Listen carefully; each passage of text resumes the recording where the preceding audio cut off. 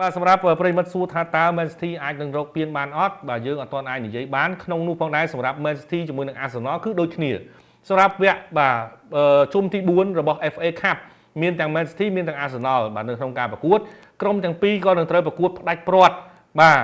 League Cup ផងដែរបាទណាបាទអញ្ចឹងសម្រាប់ UEFA Champions League ក៏មានឈ្មោះដូចគ្នាបាទសម្រាប់ Premier League ក៏កំពុងតែបដិញបន្ទុកគ្នាអញ្ចឹងខ្ញុំគិតថាសម្រាប់ទាំង Manchester City ទាំង Arsenal ប្រហែលជាអាចនឹងមានមួយបាទនៅក្នុងចំណោមពានទាំង4នេះបាទនឹងអាចមានមួយអញ្ចឹងក្រុមទាំងពីរនឹងត្រូវមានពានមួយបាទទៅហើយបាទនៅក្នុងខែក្រោយនេះសម្រាប់ការប្រកួត League Cup បាទសម្រាប់ការប្រកួត League Cup បាទអញ្ចឹងសម្រាប់ FA ក៏នឹងត្រូវជំរុះនៅក្នុងសប្តាហ៍ក្រោយមួយទៀតដែរបាទអញ្ចឹងនឹងអាចស្វែងរកក្រុមដើម្បីលេងវគ្គផ្ដាច់ព្រាត់បន្តទៀតបាទសម្រាប់ Premier League យើងអាចនឹងដឹងនៅក្នុងពេលឆាប់ៗនេះបាទថាតើនឹងក្រុមណានឹងអាចលើកពានបានបន្ទាប់ពីក្រុមទាំងពីរនឹងត្រូវប៉ះគ្នានៅខែ4បាទហើយសម្រាប់ UEFA Champions League ខែ3បាទនឹងត្រូវបន្តទៀតយើងចាំមើលអូតា Man City ត្រូវប៉ះមួយក្រុមណាបាទសម្រាប់ Manchester City